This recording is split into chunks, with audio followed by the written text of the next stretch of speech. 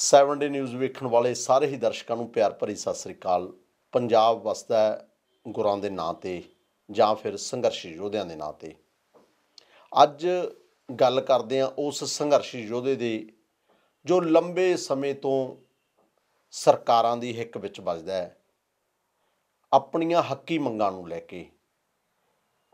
BEd ਬੇਰੁਜ਼ਗਾਰ TET pass union ਦੇ ਸੂਬਾ ਪ੍ਰਧਾਨ ਸੁਖਵਿੰਦਰ ਸਿੰਘ, ਜਿਹੜਾ 2 ਲੱਖ ਦੇ ਕਰੀਬ ਬੇਰੁਜ਼ਗਾਰ ਲੋਕਾਂ ਦੀ, ਨੌਜਵਾਨਾਂ ਦੀ ਪ੍ਰਤੀਨਿਧਤਾ ਕਰ ਰਿਹਾ ਹੈ, ਉਹਨਾਂ ਨੂੰ ਲੈ ਕੇ ਉਹਨਾਂ ਮੰਤਰੀਆਂ ਦੇ ਦਰਾਂ ਦੇ ਉੱਤੇ, ਸਰਕਾਰਾਂ ਦੇ ਦਰਾਂ ਦੇ ਉੱਪਰ ਜਾ ਕੇ ਅਲਖ ਜਗਾਉਂਦਾ, ਉਹਨਾਂ ਨੂੰ ਚੁਣੌਤੀਆਂ ਦਿੰਦੇ ਹੈ। ਉਹਨਾਂ ਨੂੰ ਲੰਬਾ ਸਮਾਂ ਘਰਾਂ ਦੇ ਵਿੱਚ ਵੜਨ ਨਹੀਂ ਦਿੱਤਾ ਜਾਂਦਾ, ਉਹਨਾਂ ਦੇ ਸਰਕਾਰੀ ਗੈਰ ਸਰਕਾਰੀ ਪ੍ਰੋਗਰਾਮਾਂ ਵਿੱਚ ਖਲਲ ਪਾਉਂਦੇ ਹੈ।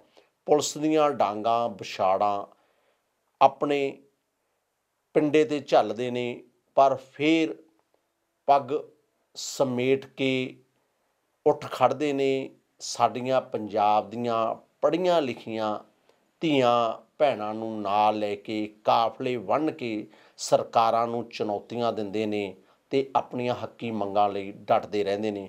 ਭਾਵੇਂ ਇਹਨਾਂ ਨੂੰ ਵੇਖ ਕੇ ਬਹੁਤ ਲੋਕ ਪਰੇਸ਼ਾਨ ਹੋ ਜਾਂਦੇ ਨੇ, ਵਿਰੋਧੀ ਧਿਰਾਂ ਨੂੰ ਅਸੈਂਬਲੀਆਂ ਦੇ ਵਿੱਚ ਗੂੰਜਣ ਦਾ ਮੌਕਾ ਮਿਲ ਜਾਂਦਾ, ਆਪਣੀਆਂ ਸਿਆਸੀ ਰੋਟੀਆਂ ਵੀ ਸੇਕਣ ਦਾ ਮੌਕਾ ਮਿਲ ਜਾਂਦਾ। ਸ਼ਾਇਦ ਇਹਨਾਂ ਦੇ ਪੱਲੇ ਕਈ ਵਾਰ ਕੁਝ ਨਹੀਂ ਪੈਂਦਾ, ਜੇ ਪੈਂਦਾ ਤਾਂ ਹਵਾਲਾਤ, ਪਾਣੀ ਦੀ ਵਿਛਾੜ, ਪੁਲਿਸ ਦੀ ਡਾਂਗ, ਤਸ਼ੱਦਦ, ਉਤਰੀਆਂ ਪੱਗਾਂ, ਜਿੱਲਤ, ਮਾਂ ਪਿਓ ਦੇ ਉਹ ਸੁਨੇਹੇ ਜਿਨ੍ਹਾਂ ਨੇ ਇਹਨਾਂ ਨੂੰ ਲਾਡਾਂ ਨਾਲ ਜਾਂ ਔਖੇ ਹੋ ਕੇ ਪਾਲਿਆ ਹੁੰਦਾ ਹੈ, ਪਰ ਜਦੋਂ ਉਹਨਾਂ ਦੀ ਸਾਂਭ ਸੰਭਾਲ ਲਈ ਉਹ ਇਹਨਾਂ ਤੋਂ ਕੁਝ ਮੰਗਣ ਯੋਗ ਹੁੰਦੇ ਨੇ, ਉੱਥੇ ਇਹ ਉਹਨਾਂ ਨੂੰ ਕੁਝ ਪੱਲੇ ਨਹੀਂ ਪਾ ਸਕਦੇ, ਕਿਉਂਕਿ ਇਹ ਆਪ ਖੁਦ ਬੇਰੁਜ਼ਗਾਰੀ ਦੇ ਆਲਮ ਨਾਲ ਜੂਝ ਰਹੇ ਹੁੰਦੇ ਨੇ। ਉਲਟਾ ਰੈਲੀਆਂ ਮੁਜ਼ਾਹਰਿਆਂ ਦੇ ਵਿੱਚ ਜਾਣ ਲਈ ਫਿਰ ਉਹਨਾਂ ਮਾਪਿਆਂ ਵੱਲ ਹੀ ਝਾਕਣਾ ਪੈਂਦਾ ਹੈ। ਸੁਖਵਿੰਦਰ ਸਿੰਘ ਢਿੱਲਵਾਂ ਨੇ ਬਰਨਾਲੇ ਜ਼ਿਲ੍ਹੇ ਦਾ ਹੀ ਨਹੀਂ, ਪੂਰੇ ਪੰਜਾਬ ਦਾ ਨਾਮ ਰੋਸ਼ਨ ਕੀਤਾ ਹੈ। ਸੁਖਵਿੰਦਰ ਜੀ, ਤੁਹਾਡਾ ਚੈਨਲ 7 ਡੇ ਨਿਊਜ਼ 'ਤੇ ਸਵਾਗਤ ਹੈ। ਬਹੁਤ ਬਹੁਤ ਧੰਨਵਾਦ ਲਵਾਜ ਜੀ ਤੁਹਾਡਾ, ਤੁਹਾਡੇ ਚੈਨਲ ਦਾ, ਜਿਹੜਾ ਪੰਜਾਬ ਦੇ ਬੇਰੁਜ਼ਗਾਰ ਅਧਿਆਪਕਾਂ ਦੀ, ਪੰਜਾਬ ਦੀ ਬੇਰੁਜ਼ਗਾਰ ਨੌਜਵਾਨੀ ਦੀ ਗੱਲ ਲੋਕਾਂ ਦੀ ਕਚਹਿਰੀ ਵਿੱਚ ਰੱਖਣ ਦਾ ਉਪਰਾਲਾ ਕਰ ਰਿਹਾ। ਬਹੁਤ ਬਹੁਤ ਧੰਨਵਾਦ ਹੈ ਜੀ। ਸੁਖਵਿੰਦਰ ਜੀ, ਯਾਰ ਕਦੇ ਐਂ ਜੇ ਨਹੀਂ ਲੱਗਦਾ ਵੀ ਕਿਉਂ ਪੰਗਾ ਲੈ ਲਿਆ ਅਧਿਆਪਕ ਬਣਨ ਦਾ? ਅਧਿਆਪਕ ਦਾ ਕਿਹੜਾ ਚਾਅ ਸੀ, ਜਦੋਂ ਸਰਕਾਰਾਂ ਹੀ ਇੰਨੀਆਂ ਮਾੜੀਆਂ ਨੀਤੀਆਂ ਲੈ ਕੇ ਆ ਰਹੀਆਂ ਨੇ, ਅਤੇ ਜਿਹੜਾ ਅਧਿਆਪਕ ਹੈ ਇਹ ਸਮਾਜ ਦਾ ਨਿਰਮਾਤਾ ਹੁੰਦਾ ਹੈ, ਪਰ ਇੰਨਾ ਤਸ਼ੱਦਦ? ਅਸਲ ਦੇ ਵਿੱਚ ਜਦੋਂ ਅਸੀਂ ਬੀਐਡ ਕੀਤੀ ਤਾਂ ਇਸ ਗੱਲ ਨੂੰ ਲੈ ਕੇ ਕੀਤੀ ਕਿ ਅਸੀਂ ਆਪਣੇ ਰੁਜ਼ਗਾਰ ਲੈ ਕੇ ਪੈਸੇ ਕਮਾ ਕੇ ਆਪਣੇ ਗੁਜ਼ਾਰੇ ਜੋਗੇ ਹੋਈਏ ਜੀ। ਪਰ ਜਦੋਂ ਅਸੀਂ ਇਸ ਰੁਜ਼ਗਾਰ ਦੀ ਲੜਾਈ ਦੇ ਵਿੱਚ ਨਿਕਲੇ ਤਾਂ ਸਾਨੂੰ ਲਾਲਾ ਲਾਜਪਤ ਜੀ ਯਾਦ ਆਉਂਦੇ ਹੈ ਜੀ, ਕਿ ਉਹਨਾਂ 'ਤੇ ਵੀ ਉਦੋਂ ਭਾਰਤ ਦੀ ਆਜ਼ਾਦੀ ਦੀ ਲੜਾਈ ਦੇ ਵਿੱਚ ਤਸ਼ੱਦਦ ਹੁੰਦਾ ਰਿਹਾ ਜੀ।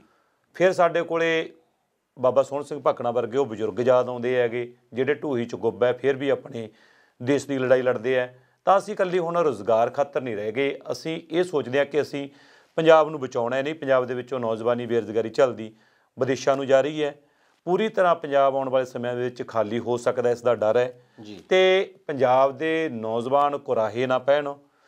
ਦੂਜੀ ਕਿ ਇਕੱਲਾ ਅਧਿਆਪਕ ਹੋਣਾ ਪੈਸੇ ਕਮਾਉਣਾ ਨਹੀਂ ਜੀ, ਅਧਿਆਪਕ ਹੋਣਾ ਇੱਕ ਮਾਣ ਕਮਾਉਣਾ ਹੈ, ਇੱਕ ਸ਼ੋਹਰਤ ਕਮਾਉਣਾ ਹੈਗਾ, ਨੌਜਵਾਨੀ ਨੂੰ ਚੰਗੇ ਰਾਹ ਵਾਲੇ ਪਾਸੇ ਤੋਰਨ ਦਾ ਉਪਰਾਲਾ ਹੈ। ਇਸ ਕਰਕੇ ਸਾਨੂੰ ਨਹੀਂ ਮਹਿਸੂਸ ਹੁੰਦਾ, ਅਸੀਂ ਇਸ ਗੱਲ 'ਤੇ ਲੜ ਰਹੇ ਹਾਂ ਅਤੇ ਜਿੱਤਾਂਗੇ, ਇਸ ਗੱਲ ਦਾ ਯਕੀਨ ਹੈ ਜੀ। ਸੁਖਵਿੰਦਰ ਜੀ, ਪਹਿਲਾਂ ਇਹ ਦੱਸੋ, ਪੰਜਾਬ ਦੇ ਵਿੱਚ ਬੀਐਡ ਪਾਸ ਟੈਟ ਪਾਸ ਕਿੰਨੇ ਨੌਜਵਾਨ ਮੁੰਡੇ ਕੁੜੀਆਂ ਨੇ? ਧੜ ਪ੍ਰਾਈਵੇਟ ਕਾਲਜ ਖੋਲ੍ਹ ਕੇ ਪੰਜਾਬ ਸਰਕਾਰ ਨੇ, ਹੁਣ ਤੱਕ ਦੀਆਂ ਸਰਕਾਰਾਂ ਨੇ, ਆਪਣੇ ਚਹੇਤਿਆਂ ਦੇ, ਮੰਤਰੀਆਂ ਦੇ ਜਾਂ ਵਿਧਾਇਕਾਂ ਦੇ ਜਾਂ ਹੋਰ ਆਪਣੇ ਪਿਆਦਿਆਂ ਨੂੰ ਪੈਸੇ ਕਮਾਉਣ ਦਾ ਰਾਹ ਖੋਲ੍ਹਿਆ ਜੀ। ਪਹਿਲੇ 2005 ਤੋਂ ਪਹਿਲੇ ਪੰਜਾਬ ਦੇ ਵਿੱਚ ਸਿਰਫ ਸਰਕਾਰੀ ਕਾਲਜ 5-7 ਹੋਇਆ ਕਰਦੇ ਸੀ ਜਿੱਥੇ ਬੀਐਡ ਹੁੰਦੀ। ਹੁਣ 200 ਤੋਂ ਜ਼ਿਆਦਾ ਬੀਐਡ ਕਾਲਜ ਨੇ, ਜਿਹਦੇ ਵਿੱਚ ਸਾਰੇ ਇਹਨਾਂ ਮੰਤਰੀਆਂ ਵਿਧਾਇਕਾਂ ਦੇ ਕਾਲਜ ਨੇ, ਜਿੱਥੇ ਮੋਟੀਆਂ ਫੀਸਾਂ ਲੈ ਕੇ ਪੜ੍ਹਾਈ ਕਰਾਈ ਜਾਂਦੀ ਹੈ। ਅਤੇ 2 ਲੱਖ ਤੋਂ ਜ਼ਿਆਦਾ ਸਾਡੇ ਪੰਜਾਬ ਦੇ ਵਿੱਚ ਬੇਰੁਜ਼ਗਾਰ ਬੀਐਡ ਪਾਸ ਨੇ, ਜੇ ਉਹਨਾਂ ਚੋਂ ਇੱਕ ਟੈਟ ਦੀ ਸ਼ਰਤ ਹੈ, ਜਿਹੜਾ ਟੈਟ ਟੀਚਰ ਐਲੀਜੀਬਿਲਿਟੀ ਟੈਸਟ ਅਧਿਆਪਕ ਯੋਗਤਾ ਪ੍ਰੀਖਿਆ ਜਿਹੜੀ ਉਹ ਪਾਸ ਕੀਤੀ ਹੈ, ਉਹ 32,000 ਦੇ ਕਰੀਬ ਪੰਜਾਬ ਦੇ ਵਿੱਚ ਬੀਐਡ ਵਾਲੇ ਟੈਟ ਪਾਸ ਨੇ। ਈਟੀਟੀ ਦੇ ਜਾਂ ਦੂਜੀਆਂ ਕੈਟਾਗਰੀ ਦੇ ਵੱਖਰੇ ਨੇ। 30,000 32,000 ਦੇ ਕਰੀਬ ਸਾਡੇ ਬੀਐਡ ਟੈਟ ਪਾਸ ਨੇ, ਜਿਹੜੇ ਅੱਜ ਰੁਜ਼ਗਾਰ ਦੀ ਉਡੀਕ ਦੇ ਵਿੱਚ ਸਰਕਾਰ ਦੇ ਨਾਲ ਆਪਣਾ ਦਸਤ ਪੰਜਾ ਲੈ ਰਹੇ ਨੇ ਜੀ। ਸਰਕਾਰ ਨੇ ਸੁਖਵਿੰਦਰ ਜੀ ਹੁਣ ਵੀ 4185 ਜਿਹੜੀਆਂ ਅਸਾਮੀਆਂ ਦਾ ਇਸ਼ਤਿਹਾਰ ਜਾਰੀ ਕੀਤਾ ਹੈ, ਇਹ ਸੰਤੁਸ਼ਟੀ ਨਹੀਂ ਇਹਦੇ ਨਾਲ? ਊਠ ਦੇ ਮੂੰਹ ਦੇ ਵਿੱਚ ਜੀਰਾ ਜੀ। ਮਤਲਬ ਕਿ ਜੇ 32-33,000 ਬੀਐਡ ਵਾਲੇ ਹੋਣ ਸਰਕਾਰੀ ਸਕੂਲਾਂ ਦੇ ਵਿੱਚ, ਉਹਦੇ ਮੁਤਾਬਕ ਪੋਸਟਾਂ ਖਾਲੀ ਪਈਆਂ ਹੋਣ, ਪੰਜਾਬ ਦੇ ਸਿੱਖਿਆ ਪੱਧਰ ਨੂੰ ਉੱਚਾ ਚੁੱਕਣ ਦੀਆਂ ਗੱਲਾਂ ਕੀਤੀਆਂ ਜਾ ਰਹੀਆਂ ਹੋਣ, ਪੰਜਾਬ ਦੇ ਉਹ ਲੋਕ ਜਿਹੜੇ ਕਰਜ਼ੇ ਦੇ ਝੰਬੇ ਨੇ, ਚਾਹੇ ਮਜ਼ਦੂਰ ਨੇ ਚਾਹੇ ਕਿਸਾਨ ਨੇ, ਉਹ ਪ੍ਰਾਈਵੇਟ ਸਕੂਲਾਂ ਦੇ ਵਿੱਚ ਬੱਚੇ ਪੜ੍ਹਾਉਣ ਤੋਂ ਅਸਮਰੱਥ ਹੋਣ, ਤਾਂ ਉਦੋਂ ਫਿਰ 4100 ਪੋਸਟਾਂ ਕੋਈ ਮੈਨੇ ਨਹੀਂ ਰੱਖਦੀਆਂ। ਸਾਡੀ ਮੰਗ ਕਿ ਘੱਟੋ ਘੱਟ 9,000 ਪੋਸਟਾਂ ਸਮਾਜਿਕ ਸਿੱਖਿਆ ਹਿੰਦੀ ਪੰਜਾਬੀ ਦੀਆਂ, ਕੁੱਲ 18-20,000 ਦੇ ਕਰੀਬ ਘੱਟੋ ਘੱਟ ਪੋਸਟਾਂ ਪਹਿਲੀ ਕਿਸ਼ਤ ਦੇ ਵਿੱਚ ਦਿੱਤੀਆਂ ਜਾਣ। ਇਸ ਤੋਂ ਵੱਡੀ ਗਿਣਤੀ ਦੇ ਵਿੱਚ ਪੋਸਟਾਂ ਖਾਲੀ ਪਈਆਂ ਨੇ ਸਰਕਾਰੀ ਸਕੂਲਾਂ ਦੇ ਵਿੱਚ। ਸਾਡੀ ਮੰਗ ਇਹ ਹੈ ਕਿ ਘੱਟੋ ਘੱਟ ਇੰਨੀਆਂ ਅਸਾਮੀਆਂ ਦਾ ਇਸ਼ਤਿਹਾਰ ਜਾਰੀ ਕੀਤਾ ਜਾਵੇ। ਭਾਵੇਂ ਕੁਝ ਕੁ ਅਸਾਮੀਆਂ ਦਿੱਤੀਆਂ ਨੇ 4182, ਅਸੀਂ ਪੂਰੀ ਤਰ੍ਹਾਂ ਇਸ ਗੱਲ ਤੋਂ ਅਸੰਤੁਸ਼ਟ ਹਾਂ, ਅੱਗੇ ਲੜਾਈ ਜਾਰੀ ਰਹਿਣੀ ਹੈ। ਤੁਹਾਡੇ ਸਵਾਲਾਂ 'ਚ ਹੀ ਸਵਾਲ ਆ ਗਿਆ ਵੀ ਤੁਸੀਂ ਕਿਹਾ ਵੀ 9,000 ਜਿਹੜੀ ਪੋਸਟ ਹੈ ਅਸਾਮੀ ਹੈ, ਉਹ ਇਕੱਲੀ ਸਮਾਜਿਕ ਸਿੱਖਿਆ ਪੰਜਾਬੀ ਤੇ ਹਿੰਦੀ ਵਰਗੇ ਵਿਸ਼ੇ ਦੀ ਦਿੱਤੀ ਜਾਵੇ। ਇਹ ਜਦੋਂ ਬੀਐਡ ਦੀਆਂ 4185 ਪੋਸਟਾਂ ਨਿਕਲੀਆਂ, ਜ਼ਿਆਦਾਤਰ ਪੰਜਾਬ ਦੇ ਜਿਹੜੇ ਸਾਡੇ ਲੋਕ ਨੇ ਤੇ ਇਹ ਬੀਐਡ ਅਧਿਆਪਕ ਬਣਨ ਦੀ ਜਿਹੜੀ ਖੁਆਇਸ਼ ਹੈ ਉਹ ਅੱਜ ਮੱਧ ਵਰਗੀ ਤੇ ਹੇਠਲੇ ਵਰਗ ਦੇ ਵਿੱਚ ਹੀ ਰਹਿ ਗਈ। ਉੱਚ ਵਰਗ ਤਾਂ ਹੁਣ ਅਧਿਆਪਕ ਬਣਨ ਦੀ ਬਾਰੇ ਸੋਚਦਾ ਨਹੀਂ ਹੈ। ਇਹਦੇ ਵਿੱਚ ਤੇ ਜ਼ਿਆਦਾਤਰ ਇਹ ਪੇਂਡੂ ਖੇਤਰ ਦੇ ਵਿੱਚ ਆ ਵੀ ਤੂੰ ਮੈਂ ਮਾਸਟਰ ਲੱਗ ਜਾਊਂਗਾ, ਚਲੋ ਮੈਨੂੰ 20-30,000 ਰੁਪਏ ਦੀ 40,000 ਰੁਪਏ ਦੀ ਨੌਕਰੀ ਮਿਲ ਜੂਗੀ ਤੇ ਮੇਰਾ ਗੁਜ਼ਾਰਾ ਠੀਕ ਹੋ ਜਾਊਗਾ। ਅੱਜ ਬਾਕੀ ਖੇਤਰਾਂ ਦੇ ਵਿੱਚ ਤਾਂ ਇਹਦੇ ਨਾਲੋਂ ਜ਼ਿਆਦਾ ਤਨਖਾਹ ਚਾਹੀਦੀ ਹੁੰਦੀ ਆ। ਤੇ ਪਰ ਇਹ ਤੁਸੀਂ ਕਹਿੰਦੇ ਵੀ ਇਹਦੀਆਂ ਕਿੰਨੀਆਂ ਅਸਾਮੀਆਂ ਨੇ? ਬਹੁਤ ਘੱਟ ਨੇ ਕਿ ਜਾਂ ਬਹੁਤ ਘੱਟ ਨੇ? ਪਿਛਲੇ ਸਮਿਆਂ ਦੇ ਵਿੱਚ ਕਾਂਗਰਸ ਸਰਕਾਰ ਨੇ ਘਰ ਘਰ ਰੁਜ਼ਗਾਰ ਦੀ ਗੱਲ ਕੀਤੀ ਸੀ, ਬੇਰੁਜ਼ਗਾਰੀ ਭੱਤੇ ਦੀ ਗੱਲ ਕੀਤੀ ਸੀ। ਜਦੋਂ ਤੋਂ ਕਾਂਗਰਸ ਸਰਕਾਰ ਬਣੀ, ਪਹਿਲਾਂ ਕੈਪਟਨ ਅਮਰਿੰਦਰ ਸਿੰਘ ਦੇ ਦਰਬਾਰ ਜਾ ਕੇ, ਅਸੀਂ ਦਰਵਾਜ਼ੇ 'ਤੇ ਜਾ ਕੇ, ਕੋਠੀ ਅੱਗੇ ਜਾ ਕੇ, ਮੋਤੀ ਮਹਿਲ ਅੱਗੇ ਜਾ ਕੇ, ਜਿੱਥੇ ਬਾਈਪੀਐਸ ਚੌਂਕ ਦਾ ਨਾਂ ਡਾਂਗਾ ਵਾਲਾ ਚੌਕ ਹੋ ਗਿਆ ਸੀ, ਉੱਥੇ ਲਾਠੀਚਾਰਜ ਕੀਤਾ ਜਾਂਦਾ। ਤੇ ਅਸੀਂ ਮੰਗ ਕਰਦੇ ਸੀ ਕਿ ਇਹਨਾਂ ਵਿਸ਼ਿਆਂ ਦੀਆਂ ਪੋਸਟਾਂ ਵੱਡੀ ਗਿਣਤੀ ਦੇ ਵਿੱਚ ਦਿੱਤੀਆਂ ਜਾਣ। ਉਹਨਾਂ ਦੇ ਮੌਕੇ 'ਤੇ 3704 ਪੋਸਟਾਂ ਮਾਸਟਰ ਕੇਡਰ ਦੀਆਂ ਦਿੱਤੀਆਂ, ਜਿਹਦੇ ਵਿੱਚੋਂ ਸਿਰਫ 150 ਦੇ ਕਰੀਬ ਇਹਨਾਂ ਵਿਸ਼ਿਆਂ ਦੀਆਂ ਸਮਾਜਿਕ ਸਿੱਖਿਆ ਹਿੰਦੀ ਪੰਜਾਬੀ ਦੀਆਂ ਪੋਸਟਾਂ ਦਿੱਤੀਆਂ ਗਈਆਂ, ਜਦ ਕਿ 26,000 ਦੇ ਕਰੀਬ ਕੈਂਡੀਡੇਟ, 24-25,000 ਦੇ ਕਰੀਬ ਇਕੱਲੇ ਇਹਨਾਂ ਵਿਸ਼ਿਆਂ ਦੇ ਕੈਂਡੀਡੇਟ ਨੇ। ਹੁਣ ਦੁਬਾਰਾ ਫਿਰ ਸਾਡੀ ਮੰਗ ਇਹ ਸੀ ਕਿ ਘੱਟੋ ਘੱਟ 9,000 ਇਹਨਾਂ ਦੀਆਂ ਦਿੱਤੀਆਂ ਜਾਣ। ਤਾਂ ਹੁਣ ਜਿਹੜੀਆਂ 4185 ਪੋਸਟਾਂ ਲੇਟੈਸਟ ਰਾਤ ਹੀ ਹੋਈ ਹੈ, ਅੱਜ ਅਖਬਾਰ ਦੇ ਵਿੱਚ ਇਸ਼ਤਿਹਾਰ ਆਇਆ ਹੈਗਾ, ਐਡਵਰਟਾਈਜ਼ਮੈਂਟ ਆਈ ਹੈ, ਉਹਦੇ ਸੰਬੰਧੀ ਅਜੇ ਤੱਕ ਡਿਟੇਲ ਨਹੀਂ ਕੋਈ ਸਾਡੇ ਸਾਹਮਣੇ ਆ ਸਕੀ ਕਿ ਉਹਦੇ ਵਿੱਚੋਂ ਪੰਜਾਬੀ ਦੀਆਂ ਕਿੰਨੀਆਂ ਨੇ, ਸਮਾਜਿਕ ਸਿੱਖਿਆ ਦੀਆਂ ਕਿੰਨੀਆਂ ਨੇ, ਹਿੰਦੀ ਦੀਆਂ ਕਿੰਨੀਆਂ ਨੇ। ਸਾਡੀ ਇਸ ਗੱਲ 'ਤੇ ਅਨੇਕਾਂ ਵਾਰ ਪ੍ਰਗਟ ਸਿੰਘ ਦੇ ਨਾਲ ਮੀਟਿੰਗ ਹੋ ਚੁੱਕੀ ਇਸ ਮੰਗ ਨੂੰ ਲੈ ਕੇ, ਅਨੇਕਾਂ ਵਾਰ ਉਹਨਾਂ ਦੀ ਕੋਠੀ ਅੱਗੇ ਜਿਹੜਾ ਲਾਠੀਚਾਰਜ ਹੋਇਆ। ਅਜੇ ਸਾਨੂੰ ਡਰ ਹੈ ਕਿ ਇਹਨਾਂ ਵਿਸ਼ਿਆਂ ਦੇ ਨਾਲ ਫਿਰ ਉਸੇ ਤਰੀਕੇ ਦੇ ਨਾਲ ਪੱਖਪਾਤ ਕੀਤਾ ਜਾਣਾ ਹੈ ਕਿ ਬਹੁਤ ਘੱਟ ਪੋਸਟਾਂ ਹੋਣੀਆਂ ਨੇ। ਜੇਕਰ ਘੱਟ ਹੋਈਆਂ ਤਾਂ ਲੜਾਈ ਸਾਡੀ ਫੇਰ ਜਾਰੀ ਰਹਿਣੀ ਹੈ। ਹਜੇ ਡਿਟੇਲ ਸਾਡੇ ਸਾਹਮਣੇ ਨਹੀਂ ਆਈ। ਤੁਸੀਂ ਇਹ ਗੱਲ ਕਹੀ ਹੈ ਵੀ 25-26,000 ਦੇ ਕਰੀਬ ਇਹਨਾਂ ਵਿਸ਼ਿਆਂ ਦੇ ਜਿਹੜੇ ਪਾਸ ਨੇ ਉਹ ਅਧਿਆਪਕ ਨੇ ਬੇਰੁਜ਼ਗਾਰ ਜੀ। ਪਰ ਮੈਨੂੰ ਇਹ ਪਹਿਲਾਂ ਤਾਂ ਇਹ ਦੱਸੋ ਵੀ ਪੰਜਾਬ ਸਰਕਾਰ ਦੀ ਜਿਹੜੀ ਘਰ ਘਰ ਨੌਕਰੀ ਸੀ ਜਾਂ ਰੁਜ਼ਗਾਰ ਭੱਤਾ ਸੀ, ਤੁਸੀਂ ਬੇਰੁਜ਼ਗਾਰੀ ਦੇ ਆਲਮ ਦੇ ਵਿੱਚ ਲੰਬਾ ਸਮਾਂ ਰਹੇ ਹੋ, ਤੇ ਬੇਰੁਜ਼ਗਾਰੀ ਦਾ ਜਿਹੜਾ ਭੱਤਾ ਉਹ ਰੁਜ਼ਗਾਰ ਭੱਤਾ ਆਉਂਦਾ ਰਿਹਾ ਘਰੇ? ਜੇ ਕਾਂਗਰਸ ਸਰਕਾਰ ਇਹਦਾ ਖੁਦ ਜਿਹੜੇ ਖਾਤਿਆਂ 'ਚ ਪਾਉਂਦੀ ਰਹੀ ਹੈ, ਕਿਸੇ ਬੇਰੁਜ਼ਗਾਰਾਂ ਨੂੰ ਸੱਦ ਕੇ ਕਿਤੇ ਦਿੱਤਾ ਜਾਂਦਾ ਰਿਹਾ ਹੋਵੇ, ਤਾਂ ਅਸੀਂ ਅਨੇਕਾਂ ਵਾਰ ਚੇਤਾਵਨੀ ਦਿੱਤੀ ਹੈ ਕਿ ਤੁਸੀਂ ਵਾਇਰਲ ਕਰੋ, ਸਾਂਝਾ ਕਰੋ, ਲੋਕਾਂ ਨੂੰ ਦੱਸੋ ਕਿ ਅਸੀਂ ਪੰਜਾਬ ਦੇ ਬੇਰੁਜ਼ਗਾਰਾਂ ਨੂੰ ਬੇਰੁਜ਼ਗਾਰੀ ਭੱਤਾ ਦਿੱਤਾ ਹੈ, ਜਾਂ ਜਿਹੜੇ ਤੁਸੀਂ 27 ਲੱਖ ਦੀਆਂ ਨੌਕਰੀਆਂ ਦੇ ਘਰ ਘਰ ਰੁਜ਼ਗਾਰ ਦੀ ਗੱਲ ਕਰਦੇ ਹੋ ਦਿੱਤਾ ਹੈ।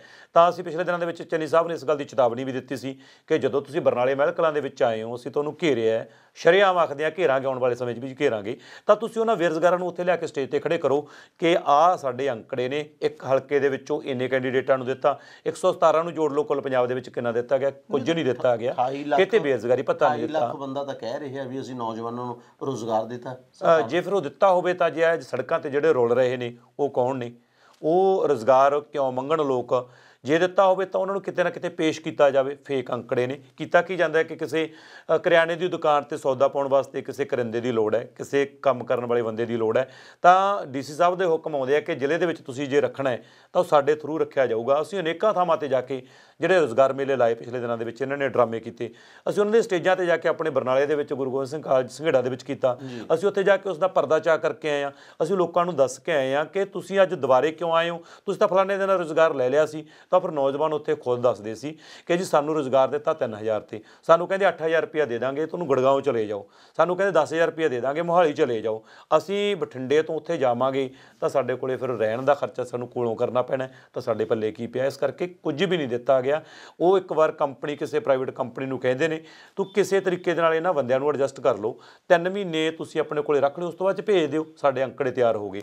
ਈਵਨ ਕਿ ਬਰਨਾਲੇ ਦੀ ਕਿੱਡੀ ਵੱਡੀ ਉਦਾਹਰਨ ਹੈ ਕਿ ਡੀਸੀ ਬਰਨਾਲਾ ਨੂੰ ਮੰਗ ਪੱਤਰ ਦਿੱਤਾ ਗਿਆ, ਐਸਐਸਪੀ ਬਰਨਾਲਾ ਨੂੰ ਮੰਗ ਪੱਤਰ ਦਿੱਤਾ ਗਿਆ ਕਿ ਜਿਹੜੀਆਂ ਕੰਪਨੀਆਂ ਦੇ ਵਿੱਚ ਤੁਸੀਂ ਬੇਰੁਜ਼ਗਾਰਾਂ ਨੂੰ ਰੁਜ਼ਗਾਰ ਦਿਵਾਇਆ ਸੀ ਉਹ ਤਾਂ ਉਹਨਾਂ ਤੋਂ 2-2 5-5 ਹਜ਼ਾਰ ਰੁਪਇਆ ਟ੍ਰੇਨਿੰਗ ਦੇ ਨਾਂ ਤੇ ਲੈ ਕੇ ਭੱਜ ਗਈਆਂ, ਠੱਗੀ ਮਾਰ ਗਈਆਂ। ਬਿਲਕੁਲ ਉਲਟ ਗੱਲ ਤੁਸੀਂ ਦੇਖਿਆ ਪਿਛਲੇ ਸਮੇਂ ਵਿੱਚ ਵਾਪਰੀ ਹੈ। ਤਾਂ ਫਿਰ ਬੇਰੁਜ਼ਗਾਰੀ ਭੱਤਾ ਕਿੱਥੇ ਹੈ, ਰੁਜ਼ਗਾਰ ਕਿੱਥੇ ਹੈ? ਇਹ ਤਾਂ ਸਰਕਾਰ ਸਾਡੇ ਜਿਹੜੇ ਜੇਬ ਵਿੱਚ ਅਸੀਂ ਦਿਹਾੜੀਆਂ ਮਜ਼ਦੂਰੀਆਂ ਕਰਕੇ ਸਾਡੇ ਮਾਪੇ ਸਾਨੂੰ ਦਿੰਦੇ ਨੇ ਕਿ ਤੁਸੀਂ ਜੇ ਤੁਹਾਡੀ ਟ੍ਰੇਨਿੰਗ ਲੱਗ ਰਹੀ ਹੈ, ਵਧੀਆ ਨੌਕਰੀ ਮਿਲੂਗੀ, ਸਰਕਾਰ ਕਿਸੇ ਕੰਪਨੀ 'ਚ ਵਧੀਆ ਨੌਕਰੀ ਦੇ ਦਊਗੀ 20-30 ਹਜ਼ਾਰ ਦੀ, ਤਾਂ ਉਹ ਸਾਡੇ ਜੇਬਾਂ 'ਚ ਉਹ ਵੀ ਕੱਢ ਕੇ ਲੈ ਗਈ। ਤਾਂ ਬਹੁਤ ਸਰਕਾਰ ਦੀ ਹਾਸੋਹੀਣੀ ਗੱਲ ਹੈ ਤੇ ਪੂਰੀ ਤਰ੍ਹਾਂ ਇਸ ਗੱਲ ਤੋਂ ਸਰਕਾਰ ਫੇਲ ਹੈ।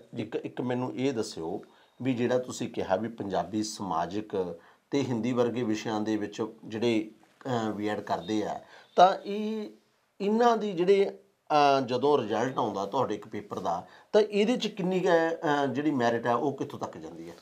ਪਹਿਲੀ ਗੱਲ ਤਾਂ ਸਾਡੇ ਪੰਜਾਬ ਦੀ ਇਸ ਗੱਲ ਦੀ ਹੁਣ ਤੱਕ ਦੀਆਂ ਜਿਹੜੀਆਂ ਵੀ ਸਰਕਾਰਾਂ ਸੱਤਾ 'ਤੇ ਰਹੀਆਂ ਨੇ ਉਹਨਾਂ ਦੀ ਤਰਾਸ਼ਦੀ ਹੈ, ਨਲਾਇਕੀ ਹੈ, ਨਾਕਾਮੀ ਹੈ, ਜਿਹੜੇ 'ਤੇ ਸਾਡੇ ਲੋਕ ਬਹੁਤੇ ਬੋਲਦੇ ਨਹੀਂ। ਕੁਝ ਰਾਜਨੀਤਿਕ ਪਾਰਟੀਆਂ ਦੇ ਹੋ ਕੇ ਨਹੀਂ ਬੋਲਦੇ, ਕੁਝ ਲੋਕ ਇਸ ਗੱਲ ਤੋਂ ਮੂੰਹ ਮੋੜ ਕੇ ਲੰਘਣ ਦੀ ਕੋਸ਼ਿਸ਼ ਦੇ ਵਿੱਚ ਰਹਿੰਦੇ ਨੇ ਕਿ ਸਾਡੇ ਪਿਛਲੇ ਸਮਿਆਂ ਦੇ ਵਿੱਚ ਪੰਜਾਬ ਦੇ ਵਿੱਚ ਸਾਡੇ ਬੱਚਿਆਂ ਨੂੰ ਮੈਥ, ਸਾਇੰਸ, ਇੰਗਲਿਸ਼ ਦੇ ਟੀਚਰ ਹੀ ਨਹੀਂ ਮਿਲੇ। ਕਿਸੇ ਸਕੂਲਾਂ ਦੇ ਵਿੱਚ ਤੁਸੀਂ ਹੁਣ ਵੀ ਜਾ ਕੇ ਚੈੱਕ ਕਰਕੇ ਦੇਖ ਲਿਓ, ਬਹੁਤੇ ਸਕੂਲਾਂ ਦੇ ਵਿੱਚ ਸਾਇੰਸ ਲੈਬ ਕਿਤੇ ਵੀ ਨਹੀਂ। ਜੇ ਕੋਈ ਸਾਇੰਸ ਲੈਬ ਹੋ ਤਾਂ ਸਾਡਾ ਬੱਚਾ ਸਾਇੰਸ ਪੜ੍ਹੂਗਾ ਜਾਂ ਫਿਰ ਉਹ BSc ਮੈਡੀਕਲ ਨੋਨ ਮੈਡੀਕਲ ਕਰੂਗਾ। ਤਾਂ ਸਾਡੇ ਜ਼ਿਆਦਾਤਰ ਬੱਚੇ ਆਰਟਸ ਕਰਦੇ ਆ, BA ਕਰਦੇ ਆ, ਸਿੰਪਲ BA, ਤਾਂ ਉਹਨਾਂ ਦੇ ਸਬਜੈਕਟ ਸਮਾਜਿਕ ਸਿੱਖਿਆ ਜਾਂ ਹਿੰਦੀ ਪੰਜਾਬੀ ਬਣਦੇ ਨੇ। ਜਦੋਂ ਬੀਐਡ ਦੇ ਵਿੱਚ ਜਾਂਦੇ ਨੇ ਕੰਬੀਨੇਸ਼ਨ ਉਹਨਾਂ ਦੇ ਇਹਨਾਂ ਸਬਜੈਕਟਾਂ ਦੇ ਬਣਦੇ ਆ।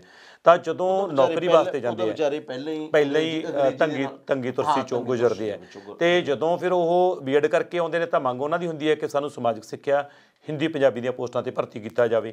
ਤੇ ਸਰਕਾਰ ਕਹਿ ਦਿੰਦੀ ਹੈ ਕਿ ਇਸ ਤਾਂ ਇਹਨਾਂ ਕੋਲੇ ਪਹਿਲਾਂ ਹੀ ਬਹੁਤ ਭਰਤੀ ਕਰ ਲਈ। ਤਾਂ ਨੰਬਰ ਅਸੀਂ 148 47 ਲੈ ਕੇ ਵੀ 150 ਨੰਬਰ ਦਾ ਪੇਪਰ ਹੁੰਦਾ ਸਾਡਾ ਮਾਸਟਰ ਕਾਡਰ ਦਾ।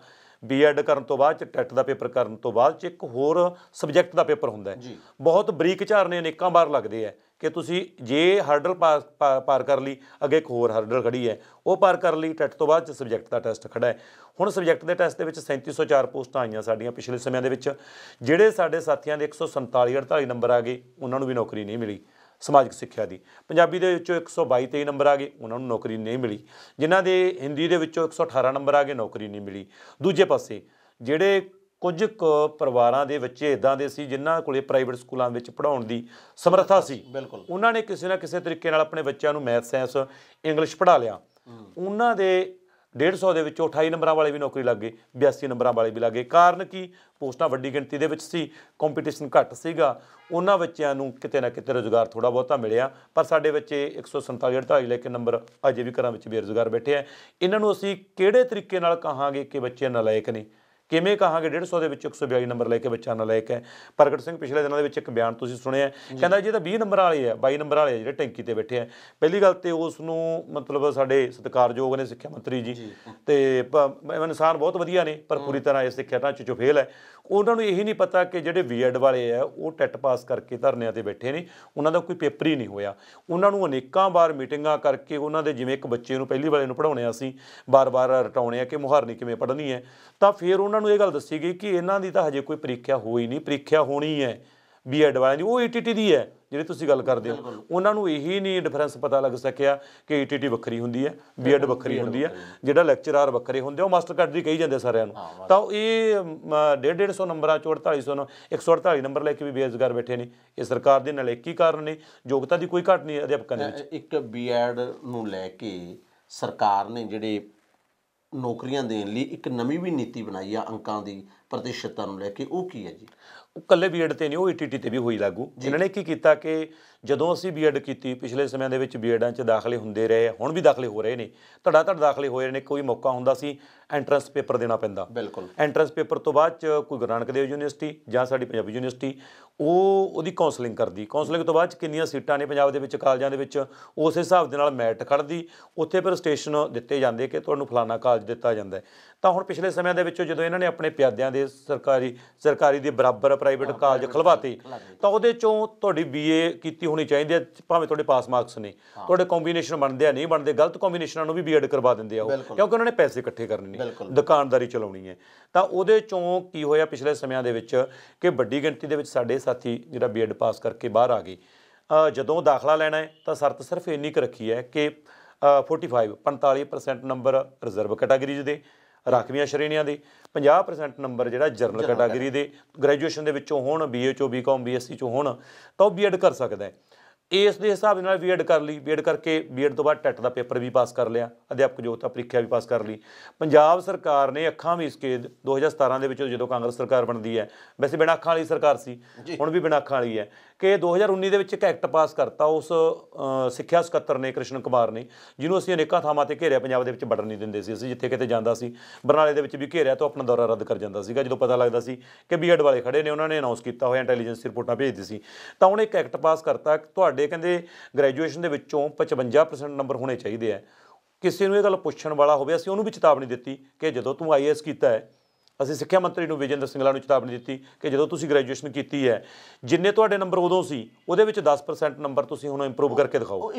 ਕਿਵੇਂ ਕਰੋਗੇ? ਇੱਕ ਨੰਬਰ ਇੰਪਰੂਵ ਨਹੀਂ ਕੀਤਾ ਜਾਂਦਾ, ਜੇ ਕੀਤਾ ਵੀ ਜਾਣਾ ਤਾਂ ਦੁਬਾਰਾ ਪੜ੍ਹ ਕੇ ਪੇਪਰ ਦੇਣਾ ਪਊ। ਪੰਜਾਬੀ ਯੂਨੀਵਰਸਿਟੀ ਸਾਡੀ ਕਹਿੰਦੀ ਆ 35,000 ਇੱਕ ਸਬਜੈਕਟ ਦਾ ਭਰ ਦਿਓ, ਫਿਰ ਜਾ ਕੇ ਤੁਸੀਂ ਜਿਹੜੇ ਬੱਚਿਆਂ ਨੇ ਡਿੱਗਦੇ ਪੈਂਦਿਆਂ ਨੇ ਮਾਪਿਆਂ ਦੇ ਦਿਹਾੜੀਆਂ ਤੇ BA ਕਰ ਲਈ, ਬੀਐਡ ਕਰ ਲਈ, ਤਾਂ ਉਹ 45% ਤੋਂ 55% ਕਰਨ ਵਾਸਤੇ 35,000 ਕਿਵੇਂ ਭਰਨਗੇ ਤੇ ਦਿਹਾੜੀ ਆਪਦੀ ਮਜ਼ਦੂਰੀ ਕਿਵੇਂ ਛੱਡਣਗੇ? ਜਿਹੜੇ ਪ੍ਰਾਈਵੇਟ ਸਕੂਲਾਂ 'ਚ ਪੜ੍ਹਾਉਂਦੇ ਨੇ 2-4 ਹਜ਼ਾਰ ਤੇ, ਤਾਂ ਉਹ ਛੱਡ ਕੇ ਬੈਠਣਾ ਪੈਣਾ ਹੈ। ਤਾਂ ਅਸੀਂ ਇਸ ਗੱਲ 'ਤੇ ਵਿਰੋਧ ਕੀਤਾ, ਲਗਾਤਾਰ ਸਿੱਖਿਆ ਮੰਤਰੀ ਦੀ ਕੋਠੀ ਦਾ ਘਿਰਾਓ ਕਰਦੇ ਰਹੇ। ਤਾਂ ਉਹਨਾਂ ਨੇ ਇੰਨੀ ਕੁ ਨਰਮਾਈ ਵਰਤੀ ਕਿ 3 ਸਾਲ ਵਾਸਤੇ ਜਿਹੜੀ ਇਹ ਸ਼ਰਤ ਹੈਗੀ ਬੀਐਡ ਦੇ ਵਿੱਚੋਂ ਅਮੈਂਡ ਕਰ ਦਿੰਦੇ ਆ, ਸੋਧ ਦਿੰਦੇ ਆ ਕਿ 3 ਸਾਲ ਇਹਨੂੰ ਅੱਗੇ ਪਾ ਦਿੰਦੇ ਆ। 1 ਅਪ੍ਰੈਲ 2022 ਤੋਂ ਫਿਰ ਇਹ ਲਾਗੂ ਹੋਣ ਜਾ ਰਹੀ ਹੈ, ਭਾਵੇਂ 3 ਸਾਲ ਵਾਸਤੇ ਰੋਕੀ ਗਈ ਬੀਐਡ ਤੇ। ਇਸੇ ਤਰ੍ਹਾਂ ETT ਤੇ 12ਵੀਂ ਕਰਨ ਤੋਂ ਬਾਅਦ ETT ਕਰ ਲੈਂਦਾ ਬੰਦਾ, ਵਿਦਿਆਰਥੀ 12ਵੀਂ ਕਰ ਲਈ, ETT ਦਾ ਦਾਖਲਾ ਕਰ ਲਿਆ, ETT ਕਰ ਲਈ, ਉਹਨਾਂ ਤੇ ਗ੍ਰੈਜੂਏਸ਼ਨ ਲਾਤੀ ਕਿ ਤੁਹਾਡੀ ਗ੍ਰੈਜੂਏਸ਼ਨ ਕੀਤੀ ਹੁੰਦੀ ਹੈ, ਕੀਤੀ ਹੋਣੀ ਚਾਹੀਦੀ ਹੈ, ਤਾਂ ਤੁਸੀਂ ਅਪਲਾਈ ਕਰਨ ਦੇ ਯੋਗ ਹੋ। ਜਿਹਨੇ ਗ੍ਰੈਜੂਏਸ਼ਨ ਨਹੀਂ ਕਰ ਲਈ ਫਿਰ ETT ਕਿਉਂ ਕਰੂ? ਉਹ ਬੀਐਡ 'ਚ ਦਾਖਲਾ ਲਓ। ਪਤਾ ਨਹੀਂ ਸਿੱਖਿਆ ਸਕੱਤਰ ਜਿਹੜੇ ਕਹਿੰਦੇ ਜੀ ਇਹਨੂੰ ਅਵਾਰਡ ਦੇ ਦਿਓ, ਸਾਡੇ ਇਹ ਮੁੱਖ ਮੰਤਰੀ, ਸਾਬਕਾ ਮੁੱਖ ਮੰਤਰੀ ਕੈਪਟਨ ਅਮਰਿੰਦਰ ਸਿੰਘ, ਜਿਹਨੂੰ ਅਸੀਂ ਆਜ਼ਾਦ ਮੁੱਖ ਮੰਤਰੀ ਕਹਿੰਦੇ ਹੁੰਦੇ ਹਾਂ, ਤਾਂ ਉਹ ਦਿੱਲੀ 'ਚ ਜਾ ਕੇ ਕਹਿੰਦੇ ਅਸੀਂ ਇੰਨੇ ਸਮਾਰਟ ਸਕੂਲ ਬਣਾਤੇ, ਸਾਡੇ ਕੋਲ ਇੰਨਾ ਪੰਜਾਬ ਦੇ ਵਿੱਚ ਸਿੱਖਿਆ ਢਾਂਚੇ ਨੂੰ ਸੁਧਾਰ ਲਿਆ। ਆਹ ਕੁਝ ਨੀਤੀਆਂ ਨੇ, ਇਹ ਕੁਝ ਕੀਤਾ ਜਾ ਰਿਹਾ ਹੈ। ਕਾਰਨ ਕੀ ਕਿ ਕੋਈ ਬੇਰੁਜ਼ਗਾਰ ਕਿਸੇ ਵੀ ਤਰ੍ਹਾਂ ਦੀ ਡਿਗਰੀ ਡਿਪਲੋਮਾ ਯੋਗਤਾ ਪ੍ਰਾਪਤ ਕਰਕੇ ਰੁਜ਼ਗਾਰ ਦੀ ਲਾਈਨ ਵਿੱਚ ਨਾ ਲੱਗੇ, ਉਹਨੂੰ ਰੁਜ਼ਗਾਰ ਦੀ ਲਾਈਨ ਤੋਂ ਪਰੇ ਕਿਵੇਂ ਕੀਤਾ ਜਾਵੇ? ਹੁਣ ਤਾਂ ETT ਕਰਨ ਤੋਂ ਬਾਅਦ 'ਚ ਉਹਨਾਂ ਨੇ ਤਾਂ ETT ਕਰ ਲਈ, ਹੁਣ ਨੰਬਰ ਵੀ ਟੈਟ ਪੇਪਰ ਵੀ ਪਾਸ ਕਰ ਲਿਆ, ਹੁਣ ਇਹਨੂੰ ਬਾਹਰ ਕਿਵੇਂ ਕਰੀਏ? ਇਹਨਾਂ 'ਤੇ ਗ੍ਰੈਜੂਏਸ਼ਨ ਲਾ ਦਿਓ। ਇਹਨਾਂ ਨੇ ਬੀਐਡ ਕਰਕੇ ਟੈਟ ਪਾਸ ਵੀ ਕਰ ਲਿਆ, ਬਾਹਰ ਕਿਵੇਂ ਕਰੀਏ? 55% ਲਾ ਦਿਓ। ਨਵੇਂ ਕਾਨੂੰਨ ਕੀ ਘੜ ਕੇ ਬੇਰੁਜ਼ਗਾਰੀ ਦੀ ਲਾਈਨ ਦੇ ਵਿੱਚ ਲੱਗ ਕੇ ਰੁਜ਼ਗਾਰ ਨਾ ਮੰਗਣ, ਉਹ ਤਰੀਕੇ ਅਪਣਾਏ ਜਾ ਰਹੇ ਨੇ। ਸੁਖਵਿੰਦਰ ਜੀ, ਇਹ ਤੁਸੀਂ ਉਹਦੇ ਨਾਲ ਦੱਸਿਆ, ਤੇ ਹੁਣ ਇੱਕ ਮਾੜੀ ਜੀ ਪੋਲੀਟਿਕਸ ਨਾਲ ਵੀ ਦੱਸੋ ਗੱਲ ਵੀ ਸੱਤਾਧਾਰੀ ਧਿਰਾਂ ਦੇਖੋ, ਜਦੋਂ ਤੁਸੀਂ ਕਿਸੇ ਮੁੱਖ ਮੰਤਰੀ ਦੇ, ਸੰਬੰਧਿਤ ਮੰਤਰੀ ਦੇ ਪ੍ਰੋਗਰਾਮ 'ਚ ਖਲਲ ਪਾਉਂਦੇ ਹੋ, ਉਦੋਂ ਪੁਲਿਸ ਤਾਂ ਕੁੱਟਦੀ ਆ। ਕਈ ਵਾਰੀ ਦੇਖਿਆ ਪਿਛਲੇ ਲੰਬੇ ਸਮੇਂ ਤੋਂ ਵੀ ਉਸ ਸੱਤਾ ਦੇ ਉੱਤੇ ਜਿਹੜੀ ਕਾਬਜ਼ ਆ, ਜਿਵੇਂ ਹੁਣ ਇਸ ਵੇਲੇ ਕਾਂਗਰਸ ਹੈ, ਇਹਦੇ ਬੰਦੇ ਵੀ ਤੁਹਾਨੂੰ ਕੁੱਟਣ ਲੱਗ ਜਾਂਦੇ ਨੇ। ਪਹਿਲੀ ਗੱਲ ਤਾਂ ਅਸੀਂ ਬੇਨਤੀ ਕਰੀਏ ਕਿ ਪੰਜਾਬ ਦੇ ਲੋਕਾਂ ਨੂੰ ਵੀ, ਉਹਨਾਂ ਕਾਂਗਰਸ ਦੇ ਵਰਕਰਾਂ ਨੂੰ ਵੀ, ਵੱਖ-ਵੱਖ ਪਾਰਟੀਆਂ ਦਿਆਂ ਨੂੰ ਵੀ, ਕਿ ਇਹ ਤੁਹਾਡੇ ਆਪਣੇ ਬੱਚੇ ਨੇ, ਤੁਹਾਡੇ ਬੱਚੇ ਆਪਣੀ ਯੋਗਤਾ ਦੇ ਅਨੁਸਾਰ ਰੁਜ਼ਗਾਰ ਮੰਗ ਰਹੇ ਹੈ। ਤੁਹਾਡਾ ਫਰਜ਼ ਬਣਦਾ ਹੈ ਕਿ ਆਪਣੇ ਰਾਜਨੀਤਿਕ ਹਿੱਤਾਂ ਨੂੰ ਦੂਰ ਕਰਕੇ ਜਾਂ ਆਪਣੀਆਂ ਪਾਰਟੀਆਂ ਨੂੰ ਪਿੱਛੇ ਸੁੱਟ ਕੇ ਪੰਜਾਬ ਨੂੰ ਬਚਾਉਣ ਵਾਸਤੇ ਤੁਸੀਂ ਇਹਨਾਂ ਬੇਰੁਜ਼ਗਾਰਾਂ ਦੀ ਹਮਾਇਤ 'ਤੇ ਖੜੋ। ਇੱਦਾਂ ਦੇ ਜਬਰਾਂ ਤੋਂ ਤੁਹਾਨੂੰ ਅਵੋਇਡ ਕਰਨਾ ਚਾਹੀਦਾ ਹੈ, ਕਿਉਂਕਿ ਇਹ ਕੋਈ ਖੱਲ ਪਾਉਣ ਨਹੀਂ ਜਾ ਰਹੇ। ਇਹ ਜਦੋਂ ਪਹਿਲਾਂ ਕੈਪਟਨ ਅਮਰਿੰਦਰ ਸਿੰਘ, ਤੁਸੀਂ ਖੁਦ ਮੰਨਦੇ ਹੋ, ਕਾਂਗਰਸ ਵਾਲੇ ਸਾਥੀ ਤੁਸੀਂ ਵੇਖ ਰਹੇ ਹੋਵੋਗੇ, ਦੇਖੋਗੇ ਕਿ ਕੈਪਟਨ ਅਮਰਿੰਦਰ ਸਿੰਘ ਕਦੇ ਕਿਸੇ ਨੂੰ ਨਹੀਂ ਮਿਲੇ, ਸਾਨੂੰ ਨਹੀਂ ਮਿਲੇ। ਚੰਨੀ ਸਾਹਿਬ ਆਏ, ਬਹੁਤ ਵਧੀਆ ਗੱਲ ਹੈ ਕਿ ਲੋਕਾਂ ਨੂੰ ਮਿਲਦੇ ਆ, ਪਰ ਮਿਲ ਕੇ ਮਸਲਾ ਕੀ ਹੱਲ ਕਰਦੇ ਆ? ਇਕੱਲੇ ਮਿਲਣ ਦੇ ਨਾਲ, ਸਾਨੂੰ ਮੰਜੇ ਬੁਣਨ ਜਾਂ ਪੀੜ੍ਹੀਆਂ ਬੁਣਨ ਨਾਲ ਸਾਨੂੰ ਕੀ ਉਹਦੇ ਨਾਲ ਮਤਲਬ ਹੈ? ਸਾਨੂੰ ਪੰਜਾਬ ਦੇ ਅਧਿਆਪਕਾਂ ਵਾਸਤੇ ਕੀ ਕੀਤਾ? ਕਿਹੜੀ ਸਿੱਖਿਆ ਨੀਤੀ ਦੇ ਵਿੱਚ ਸੁਧਾਰ ਕੀਤਾ ਤੁਸੀਂ? ਕਿੱਥੇ ਲੋਕਾਂ ਨੂੰ ਰੁਜ਼ਗਾਰ ਦਿੱਤਾ? ਇਕੱਲੇ ਐਲਾਨ ਕਰੀ ਚਲੋ, ਅੱਗੇ ਚੱਲੀ ਚਲੋ, ਲੀਕ ਵਾਹ ਕੇ ਗਾਹਾਂ ਜਾਈ ਚਲੋ, ਲੀਕ ਦਾ ਕਿਸੇ ਨੂੰ ਕੋਈ ਲਾਹਾ ਮਿਲ ਰਿਹਾ। ਅਸੀਂ ਜਦੋਂ ਕਰਨੀ ਚਾਹੁੰਦੇ ਚੰਨੀ ਸਾਹਿਬ ਤੱਕ, ਉਹ ਸਾਨੂੰ ਮਿਲਦੇ ਤੱਕ ਨਹੀਂ, ਲੋਕਾਂ ਨੂੰ ਮਿਲਦੇ ਆ। ਕਹਿੰਦੇ ਅਸੀਂ ਰਸਤੇ 'ਚ ਜਾਂਦੇ ਕਿਸੇ ਨੂੰ ਸ਼ਗਨ ਦੇਤਾ, ਕਿਸੇ ਦੇ ਮੋਢੇ 'ਤੇ ਹੱਥ ਧਰ ਕੇ ਰੋਟੀ ਖਾ ਲਈ ਨਾਲ, ਅਸੀਂ ਦੇਖੋ ਜੀ ਲੋਕਾਂ ਨੂੰ ਮਿਲ ਰਹੇ ਹਾਂ। ਅੱਜ ਤੱਕ ਕੋਈ ਇੱਦਾਂ ਦੀ ਫੋਟੋ ਵਾਇਰਲ ਕਰ ਦੇਣ ਕਿ ਅਸੀਂ ਪੰਜਾਬ ਦੇ ਬੇਰੁਜ਼ਗਾਰ ਅਧਿਆਪਕਾਂ ਦਾ ਧਰਨਾ ਚੱਲ ਰਿਹਾ ਸੀ, ਅਸੀਂ ਲੰਘ ਰਹੇ ਸੀਗੇ, ਅਸੀਂ ਉੱਥੇ ਵਿੱਚ ਜਾ ਕੇ ਗੱਲ ਕੀਤੀ ਵੀ ਬੱਚੋ ਤੁਸੀਂ ਇੱਦਾਂ ਨਾ ਬੈਠੋ, ਅਸੀਂ ਤੁਹਾਨੂੰ ਨੌਕਰੀਆਂ ਦੇਵਾਂਗੇ, ਇੱਦਾਂ ਦੀ ਫੋਟੋ ਕਿਉਂ ਨਹੀਂ ਵਾਇਰਲ ਹੋ ਰਹੀ? ਕਾਰਨ ਕੀ ਹੈ ਕਿ ਉਹ ਲੋਕ ਸਵਾਲ ਕਰਨ ਜਾਣਦੇ ਆ। ਅਧਿਆਪਕ ਸਵਾਲ ਕਰਨਗੇ, ਉਹਨਾਂ ਕੋਲੇ ਲੌਜਿਕ ਹੈ, ਉਹਨਾਂ ਕੋਲੇ ਸਮਝ ਹੈ, ਉਹ ਉਹਨਾਂ ਦੇ ਆ ਚਾਲਾਂ ਦੇ ਵਿੱਚ ਆ ਕੇ ਬੁੱਧੂ ਨਹੀਂ ਬਣਦੇ ਕਿ ਉਹਨਾਂ ਦੀ ਕਹੀ ਗੱਲ ਤੇ ਹਰੇਕ ਤੇ ਸਿਰ ਮਾਰ ਕੇ ਹਾਂ ਕਹਿ ਦੇਣਗੇ। ਚੰਨੀ ਸਾਹਿਬ ਤੁਸੀਂ ਨਾਲੇ ਬੁਣ ਲੈਂਦੇ ਹੋ, ਬਹੁਤ ਵਧੀਆ ਗੱਲ ਹੈ ਜੀ। ਤੁਸੀਂ ਮੰਜੇ ਬੁਣ ਲੈਂਦੇ ਹੋ, ਬਹੁਤ ਵਧੀਆ ਗੱਲ ਹੈ ਜੀ। ਤੁਸੀਂ ਨੱਚ ਲੈਂਦੇ ਹੋ ਜੀ, ਤੁਸੀਂ ਗੀਤ ਗਾ ਲੈਂਦੇ ਹੋ ਸਦੀਕ ਦੇ। ਇਹਨਾਂ ਗੱਲਾਂ ਤੇ ਤਾੜੀਆਂ ਨਹੀਂ ਮਾਰਨਗੇ, ਉਹ ਸਵਾਲ ਕਰਨਗੇ ਵੀ ਸਾਡੇ ਵਾਸਤੇ ਕੀ ਹੈ, ਸਾਡਾ ਰੁਜ਼ਗਾਰ ਕਿੱਥੇ ਹੈ। ਤਾਂ ਉਹ ਕਦੇ ਚੰਨੀ ਸਾਹਿਬ ਸਾਨੂੰ ਮਿਲੇ ਹੀ ਨਹੀਂ। ਜਦੋਂ ਮਿਲਦੇ ਨਹੀਂ ਤਾਂ ਫਿਰ ਅਸੀਂ ਅੱਕ ਕੇ ਜਿੱਥੇ ਕਿਤੇ ਉਹਨਾਂ ਦਾ ਮਜਮਾ ਲੱਗਿਆ ਹੁੰਦਾ ਹੈ ਉੱਥੇ ਜਾ ਕੇ ਗੱਲ ਕਰਦੇ ਹਾਂ ਵੀ ਸਾਡੀ ਗੱਲ ਕਰ ਲਓ, ਸਾਡੀ ਗੱਲ ਸੁਣ ਲਓ। ਜਦੋਂ ਸੁਣਦੇ ਨਹੀਂ ਤਾਂ ਫਿਰ ਅਸੀਂ ਤਾਂ ਮੁਰਦਾਬਾਦ ਹੀ ਕਰਾਂਗੇ ਨਾ। ਸਰਕਾਰ ਨੇ ਇੱਕ ਨਵੀਂ ਨੀਤੀ ਬਣਾਤੀ ਵੀ ਜਦੋਂ ਤੁਸੀਂ ਰੌਲਾ ਪਾਓਗੇ, ਧਰਨੇ ਲਾਓਗੇ, ਮੁਜ਼ਾਹਰੇ ਕਰੋਗੇ ਉਹਨਾਂ ਦੇ ਸਮਾਗਮ ਦੇ ਵਿੱਚ ਜਾ ਕੇ, ਉਹ ਕਹਿੰਦਾ ਡੀਜੇ ਦੀ ਆਵਾਜ਼ ਉੱਚੀ ਕਰ ਦਿਓ, ਇਹਨਾਂ ਦੇ ਪਰਚੇ ਕਰ ਦਿਓ। ਇਹਨੂੰ ਤੁਸੀਂ ਕਿਵੇਂ ਦੇਖ ਰਹੇ ਹੋ? ਮਨਾਸੀ ਮਹਿਲ ਕਲਾਂ ਦੇ ਵਿੱਚ ਮੈਂ ਕਹੂੰਗਾ ਕਿ ਭਜਾਇਆ, ਮਤਲਬ ਉਹਨਾਂ ਦੇ ਪ੍ਰੋਗਰਾਮ ਦੇ ਵਿੱਚ ਜਾ ਕੇ ਜਦੋਂ ਸਾਡੀ ਗੱਲ ਨਹੀਂ ਸੁਣੀ ਤਾਂ ਅਸੀਂ ਮੁਰਦਾਬਾਦ ਕੀਤੀ, ਕਿਉਂਕਿ ਸਾਡਾ ਜਮਹੂਰੀ ਹੱਕ ਹੈ। ਅਸੀਂ ਸੰਵਿਧਾਨਕ ਤਰੀਕੇ ਨਾਲ ਕਰ ਰਹੇ ਹਾਂ, ਨਿਹੱਥੇ ਹਾਂ, ਕੋਈ ਹਿੰਸਕ ਕਾਰਵਾਈ ਨਹੀਂ ਸਾਡੀ। ਇਹ ਇਤਨਾ ਸੰਵਿਧਾਨ ਸਾਨੂੰ ਇਸ ਗੱਲ ਦੀ ਆਗਿਆ ਦਿੰਦਾ, ਸਰਕਾਰ ਨੂੰ ਇਸ ਗੱਲ ਦੀ ਹਦਾਇਤ ਕਰਦਾ ਹੈ ਕਿ ਕੋਈ ਵੀ ਇੱਥੋਂ ਦਾ ਨਾਗਰਿਕ ਉਹਨੂੰ ਯੋਗਤਾ ਦੇ ਆਧਾਰ 'ਤੇ ਰੁਜ਼ਗਾਰ ਦੇਵੇ, ਨੌਕਰੀ ਦੇਵੇ, ਕੰਮ ਦੇਵੇ, ਉਹ ਆਪਣਾ ਕੰਮ ਕਰੇ, ਆਪਣਾ ਗੁਜ਼ਾਰਾ ਕਰੇ। ਉਹਨਾਂ ਨੇ ਕਿਹਾ ਕਿ ਡੀਜੇ ਲਾਓ, ਉਹੀ ਲੈਟਰ ਡੀਜੇ ਲਾਉਣਗੇ। ਇਸ ਤੋਂ ਬਾਅਦ 'ਚ ਇਹਨਾਂ ਨੇ ਕੀ ਕੀਤਾ ਕਿ ਇਹਨਾਂ ਦੇ ਲਾਠੀ ਚਾਰਜ ਕਰਵਾ ਦਿਓ, ਜਿਵੇਂ ਪਿਛਲੇ ਦਿਨਾਂ ਦੇ ਵਿੱਚ ਹੋਇਆ। ਤਾਂ ਇਦੋਂ ਅੱਗੇ ਗੱਲ ਇਹ ਵਾਪਰੀ ਕਿ ਕੈਪਟਨ ਨੂੰ ਅਸੀਂ ਬਹੁਤ ਮਾੜਾ ਰੱਖਦੇ ਹਾਂ ਕਿ ਕਦੇ ਗੱਲ ਨਹੀਂ ਸੁਣੀ ਪੰਜਾਬ ਦੇ ਲੋਕਾਂ ਦੀ, ਆਪਣੇ ਉਹਨਾਂ ਮਹਿਲਾਂ ਤੱਕ ਜਾਂ ਆਪਣੀ ਐਸ਼ੋ ਆਰਾਮ ਤੱਕ ਸੀਮਿਤ ਰਿਹਾ। ਪਰ ਫਰਕ ਇੰਨਾ ਕੁ ਰਿਹਾ ਕਿ ਉਦੋਂ ਸਾਨੂੰ ਪੁਲਿਸ ਕੁੱਟਦੀ ਸੀ ਜਦੋਂ ਅਸੀਂ ਮੋਤੀ ਮਹਿਲ ਜਾਂਦੇ। ਤਾਂ ਚੰਨੀ ਸਾਹਿਬ ਜਿਹੜੇ ਆਮ ਕਹਿੰਦੇ ਨੇ ਕਿ ਅਸੀਂ ਮਜ਼ਦੂਰਾਂ 'ਚੋਂ, ਆਮ ਵਰਗ 'ਚੋਂ ਆ, ਮੈਂ ਦਿਹਾੜੀ ਜਾਂਦਾ ਰਿਹਾ, ਮੈਂ ਮਿੱਟੀ ਕੱਚੀ ਨਾਲ ਘਰ ਲਿਪਦਾ ਰਿਹਾ ਜਾਂ ਕੁਝ ਕਰਦਾ ਰਿਹਾ, ਤਾਂ ਉਸ ਨੇ ਸਾਨੂੰ ਇਹ ਕਿਰਦਾਰ ਦਿਖਾਤਾ ਕਿ ਜੇ ਰੁਜ਼ਗਾਰ ਲੈਣ ਆਏ ਹੋ, ਜੇ ਨੌਕਰੀ ਲੈਣ ਆਏ ਹੋ, ਨੌਕਰੀ ਨਹੀਂ, ਤੁਹਾਨੂੰ ਡੰਡੇ ਦੇਣ ਮਿਲਣਗੇ। ਡੰਡੇ ਵੀ ਪੁਲਿਸ ਨਹੀਂ, ਸਾਡੇ ਗੁੰਡੇ ਦੇਣਗੇ। 5 ਅਕਤੂਬਰ ਨੂੰ ਮਰਿੰਡੇ ਦੇ ਵਿੱਚ ਉਹਨਾਂ ਦੇ ਗੁੰਡਿਆਂ ਵੱਲੋਂ ਅਤਿਆਚਾਰ ਕੀਤਾ ਗਿਆ ਅਤੇ ਪੰਜਾਬ ਦੀ ਨੌਜਵਾਨੀ ਜਿਉਂਦੀ ਹੈ। ਅਸੀਂ ਫਿਰ ਚੇਤਾਵਨੀ ਵੀ ਦਿੱਤੀ, ਅਗਲੀ ਡੇਟ ਰੱਖ ਕੇ 12 ਤਰੀਕ ਨੂੰ ਤਿਆਰੀਆਂ ਨਾਲ ਗਏ ਕਿ ਲਿਆਓ ਤੁਹਾਡੇ ਜਿਹੜੇ ਗੁੰਡੇ ਇਸ ਤਰੀਕੇ ਨਾਲ ਸਾਡੇ ਨਾਲ ਵੇਖਣਾ ਚਾਹੁੰਦੇ ਆ। ਅਸੀਂ ਫਿਰ ਨੌਜਵਾਨੀ ਭਗਤ ਸਿੰਘ ਦੇ ਵਾਰਸ ਵੀ ਹਾਂ, ਅਸੀਂ ਬਾਬਾ ਬੰਦਾ ਸਿੰਘ ਬਹਾਦਰ ਦੀ ਔਲਾਦ ਹਾਂ, ਅਸੀਂ ਸਾਹਿਬਜ਼ਾਦਿਆਂ ਦੇ ਵਾਰਸ ਹਾਂ। ਜਿਹੜੇ ਤਰੀਕੇ ਨਾਲ ਤੁਸੀਂ ਵੇਖਣਾ ਚਾਹੁੰਦੇ ਤਾਂ ਫਿਰ ਅਸੀਂ ਖੰਡਾ ਖੜਕਾਉਣ ਵੀ ਜਾਣਦੇ ਹਾਂ। ਤਾਂ ਉੱਥੇ ਜਾ ਕੇ ਚੇਤਾਵਨੀ ਵੀ ਦਿੱਤੀ, ਕੋਈ ਕੁਛ ਕਿਹਾ ਨਹੀਂ, ਜਾ ਕੇ ਮਰਿੰਡੇ ਦੇ ਵਿੱਚ ਵੀ ਕੀਤਾ। ਦੁੱਖ ਦੀ ਗੱਲ ਹੈ ਕਿ ਜਿਹੜਾ ਮੁੱਖ ਮੰਤਰੀ ਲੋਕਾਂ ਦਾ ਹੋਵੇ ਉਹ ਲੋਕਾਂ ਦੀ ਆਵਾਜ਼ ਐਵੇਂ ਬੰਦ ਕਰੇ। ਤਾਂ ਇਹ ਜ਼ਬਰ ਵੀ ਕਾਂਗਰਸ ਸਰਕਾਰ ਵੱਲੋਂ ਕੀਤੇ ਜਾ ਰਹੇ ਨੇ। ਤੁਹਾਡੀ ਗੱਲ 'ਚ ਗੱਲ ਹੈ ਵੀ ਜਦੋਂ ਕੋਈ ਧੀਆਂ ਦੀਆਂ ਚੁੰਨੀਆਂ ਰੁਲ ਜਾਂਦੀਆਂ ਤੇ ਤੁਹਾਡੇ ਅੰਮ੍ਰਿਤਧਾਰੀ ਬੰਦਿਆਂ ਦੀ ਪੱਗ ਲੈ ਜਾਂਦੀ ਆ, ਦਾੜਾ ਪਟਿਆ ਜਾਂਦਾ, ਘੜੀਸਿਆ ਜਾਂਦਾ ਤੁਹਾਨੂੰ, ਤਾਂ ਉਦੋਂ ਫਿਰ 295 ਨਹੀਂ ਲੱਗਦੀ। ਦੁੱਖ ਦੀ ਗੱਲ ਹੈ, ਸਾਡੀਆਂ ਧਾਰਮਿਕ ਜਥੇਬੰਦੀਆਂ ਨੂੰ ਵੀ ਅਨੇਕਾਂ ਵਾਰ ਅਸੀਂ ਮੀਡੀਆ ਦੇ ਵਿੱਚ ਅਪੀਲ ਵੀ ਕੀਤੀ ਹੈ, ਸੋਸ਼ਲ ਮੀਡੀਆ ਰਾਹੀਂ ਵੀ ਅਪੀਲਾਂ ਕੀਤੀਆਂ ਨੇ ਕਿ ਅਸੀਂ ਫਰਾਂਸ ਦੇ ਵਿੱਚ ਜਾਂ ਦੂਜੇ ਦੇਸ਼ਾਂ ਦੇ ਵਿੱਚ ਪੱਗ ਨੂੰ ਖਤਰੇ ਦੀ ਗੱਲ ਕਰਦੇ ਹਾਂ, ਅਸੀਂ ਸਾਡੇ ਕਕਾਰਾਂ ਦੀ ਗੱਲ ਕਰਦੇ ਹਾਂ, ਅਸੀਂ ਸਾਡੇ ਸਾਬਤ ਸੂਰਤ ਲੋਕਾਂ ਦੀਆਂ ਬੇਅਦਬੀਆਂ ਹੁੰਦੀਆਂ ਨੇ ਉਹਦੀ ਗੱਲ ਕਰਦੇ ਹਾਂ। ਜਦੋਂ ਕਾਂਗਰਸ ਸਰਕਾਰ ਦਾ ਕੈਪਟਨ ਅਮਰਿੰਦਰ ਸਿੰਘ ਪੰਜਾਬ ਦੇ ਨੌਜਵਾਨਾਂ ਦੀ ਸਰਕਾਰ ਨਹੀਂ, ਸਾਰੀਆਂ ਸਰਕਾਰਾਂ ਦੇ ਟਾਈਮ ਦੇ ਵਿੱਚ ਜਦੋਂ ਅਜਿਹਾ ਕੀਤਾ ਜਾਂਦਾ, ਪਿਛਲੇ ਸਮਿਆਂ ਦੇ ਵਿੱਚ ਵੀ ਰੁਜ਼ਗਾਰ ਮੰਗਦਿਆਂ ਨੂੰ ਬਠਿੰਡੇ ਦੇ ਵਿੱਚ ਖੁਦ ਇੱਕ ਮੰਤਰੀ ਨੇ ਉਹਨਾਂ 'ਤੇ ਥੱਪੜ ਮਾਰੇ, ਖੁਦ ਉਹਨਾਂ ਨੂੰ ਘੜੀਸਿਆ, ਖੁਦ ਉਹਨਾਂ ਦੀਆਂ ਚੁੰਨੀਆਂ ਲਾਈਆਂ। ਤਾਂ ਉਦੋਂ ਫਿਰ ਸਾਡੇ ਧਾਰਮਿਕ ਆਗੂਆਂ ਨੂੰ ਵੀ ਬੇਨਤੀ ਹੈ ਕਿ ਉਦੋਂ ਸਾਡੀਆਂ ਅੱਖਾਂ ਬੰਦ ਕਿਉਂ ਹੋ ਜਾਂਦੀਆਂ ਨੇ, ਕਿਉਂ ਨਹੀਂ ਇਹਨਾਂ 'ਤੇ ਸਵਾਲ ਕੀਤੇ ਜਾਂਦੇ? ਉਦੋਂ ਪੰਜਾਬ ਦੀ ਧਾਰਮਿਕ ਸਾਡੇ ਭਾਵਨਾਵਾਂ ਕਿਉਂ ਨਹੀਂ ਭੜਕਦੀਆਂ ਕਿ ਪੰਜਾਬ ਦੇ ਰੁਜ਼ਗਾਰ ਮੰਗਦੇ ਲੋਕਾਂ ਨੂੰ ਨੌਕਰੀਆਂ ਤਾਂ ਕੀ ਦੇਣੀਆਂ ਸੀ? ਇੱਥੋਂ ਦੀਆਂ ਸਰਕਾਰਾਂ ਵੱਲੋਂ ਇਸ ਤਰੀਕੇ ਨਾਲ ਜ਼ਬਰ ਕੀਤਾ ਜਾਂਦਾ, ਅਜੇ ਤੱਕ ਕਦੇ ਨੋਟਿਸ ਨਹੀਂ ਲਿੱਤਾ ਗਿਆ।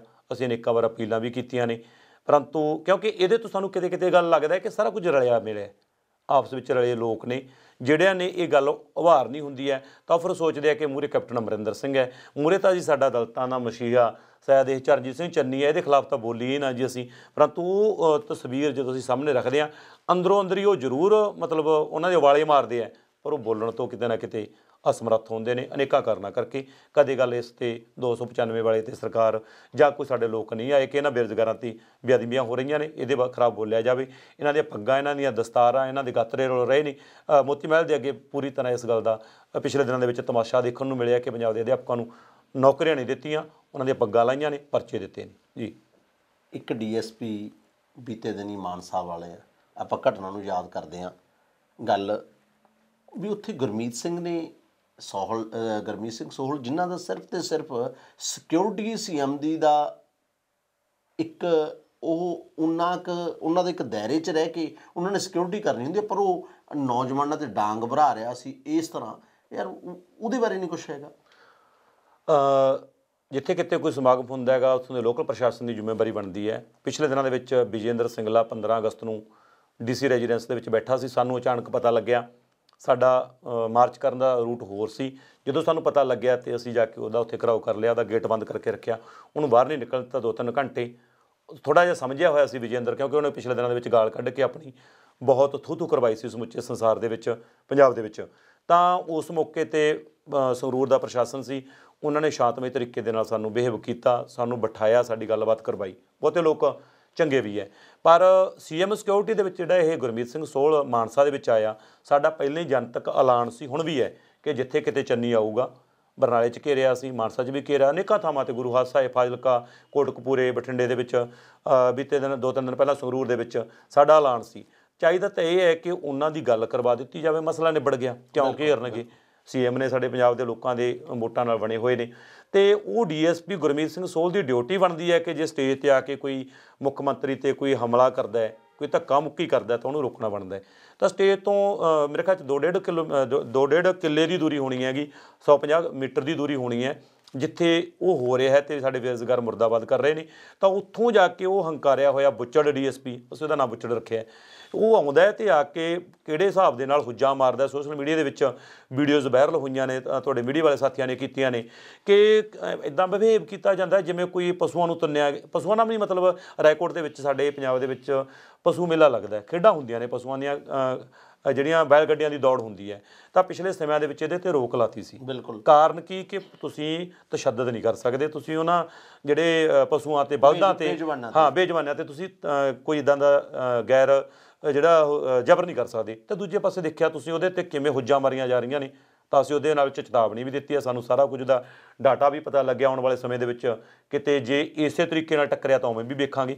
ਤਾਂ ਨਾਲ ਦੀ ਨਾਲ ਸਮੁੱਚੇ ਸਰਕਾਰ ਨੂੰ ਚੇਤਾਵਨੀ ਦਿੱਤੀ ਹੈ, ਮੰਗ ਪੱਤਰ ਦਿੱਤੇ ਨੇ ਡਿਪਟੀ ਕਮਿਸ਼ਨਰ ਰਾਹੀਂ ਸਰਕਾਰ ਨੂੰ ਕਿ ਇਹਦੇ 'ਤੇ ਕਾਰਵਾਈ ਕੀਤੀ ਜਾਵੇ।